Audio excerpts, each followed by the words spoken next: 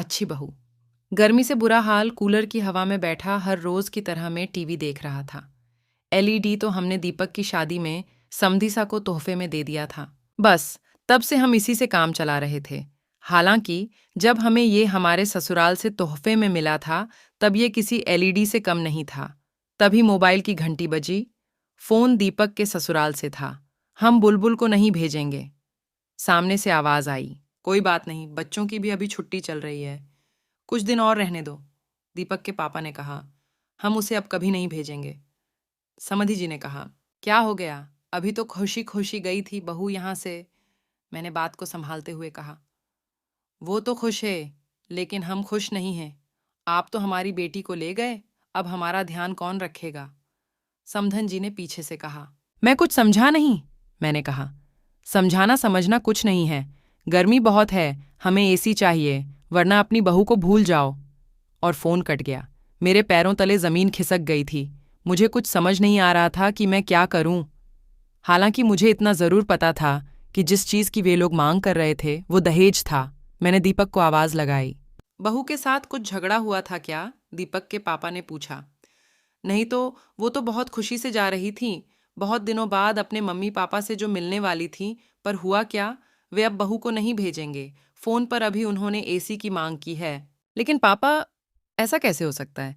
बुलबुल को तो पता है कि शादी का कर्जा ही अभी तक उतरा नहीं है, तो फिर ये एसी की मांग क्यों? दीपक की माँ, जो काफी देर से रसोई से हमारी बातों को आटे की पिटाई करते हुए सुन रही थी, यह भी तो हो सकता है कि बहू को इस बारे में कुछ पता ही ना हो। दीपक की माँ ने कहा, किसी सास का अपनी बहू पर इस तरह का विश्वास मैंने पहली बार देखा था। क्या हुआ दादाजी? दीपक की बेटी ने कहा, शायद समाज के इस पहलू ने उसे भी अपनी किताबी दुनिया से बाहर आने पर मजबूर कर दिया। तुम अभी छोटी हो, तुम नहीं समझोगी, दीपक ने उसे टोकते हुए कहा। क्यों नहीं समझूंगी? मुझे पता है आप लोग दहेज की बात कर रहे हैं। बेटी के इस शब्द दहेज ने सभी को स्तब्ध करके रख दिया। मैंने अपनी हिंदी की किताब में पढ़ा था दहेज के बारे में। शादी के समय वर पक्ष वधू पक्ष से लिए गए उपहार की मांग को ही दहेज कहते हैं। दहेज की परिभाषा देकर छोटी ने अपने बड़े हो जाने का प्रमाण तो दिया, लेकिन इस शब्द की गहराई से वो बिल्कुल अनजान थी। लेकिन दादाजी, ये प्रथा तो कब से बंद हो गई, और वैसे भी दहेज तो लड़के वाले मांगते हैं ना, तो फिर नाना जी हमसे क्यों मांग रहे हैं? पोती ने कहा। पोती के इन सवालों ने मुझे वापस अपनी उस दुनिया में ले जाकर खड़ा कर दिया जहां मैं कभी इन मुद्दों पर अपनी राय रखता था। बोलो ना दादाजी, पोती ने फिर कहा। मैंने पोती के सर पर प्यार भरा हाथ रखा। बात तब की है बेटा, जब भारत सोने की चिड़िया था। लोग इतने धनवान थे कि शादियों में दिल खोलकर खर्चा करते थे और बड़े बड़े उपहार देते थे। समय के साथ भारत सोने की चिड़िया तो नहीं रहा, पर उपहार देना एक प्रथा बन गई, और धीरे धीरे यह प्रथा सिर्फ लड़की वालों के लिए रह गई। लोग अब शादी के लिए बड़े बड़े उपहारों की मांग करने लगे, और जन्म हुआ दहेज प्रथा का। समय के साथ दहेज ने अपना भयानक रूप दिखाया, और जो लोग दहेज देने में सक्षम नहीं थे, वे लड़कियों को बोझ समझने लगे।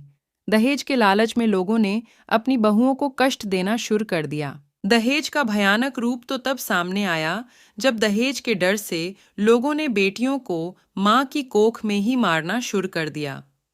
धीरे धीरे लड़कियों की संख्या लड़कों के मुकाबले कम होने लगी। लड़कियों ने भी अपने अस्तित्व को बचाने के लिए जी तोड़ मेहनत करना शुरू किया। अब लड़कियां हर क्षेत्र में लड़कों से कंधा मिलाकर चलने लगीं। लेकिन लड़कियों की संख्या में हुई वो कमी आज भी है, और इसीलिए शादी के लिए आज लड़की वालों की तरफ से पैसों और उपहारों की मांग की जाने लगी। और तब दहेज का एक दूसरा रूप सामने आया। एक प्रथा ही दूसरी प्रथा को जन्म देती है। मतलब यह है कि किसी प्रथा को खत्म करने की बजाय उसके सही और गलत पहलू की ओर ध्यान दिया जाए। तभी दरवाजे की घंटी बजी। बेटी ने दौड़कर दरवाजा खोला, हाथों में बैग और आंखों में आंसू लिए बुलबुल दरवाजे पर खड़ी थी। आज से यही मेरा घर है। मैं वो घर छोड़ आई हूँ पापा। जो मेरा सौदा करे वो मेरे माँ बाप नहीं हो सकते। बुलबुल ने दीपक की तरफ देखते हुए कहा। दीपक की आंखें भर आईं। उसने दौड़कर बुलबुल को गले से लगा लिया। आज फिर एक बेटी ने परिवार को बिखरने से बचा लिया था। नारी के अटूट प्रेम का उदाहरण आज मेरे सामने था।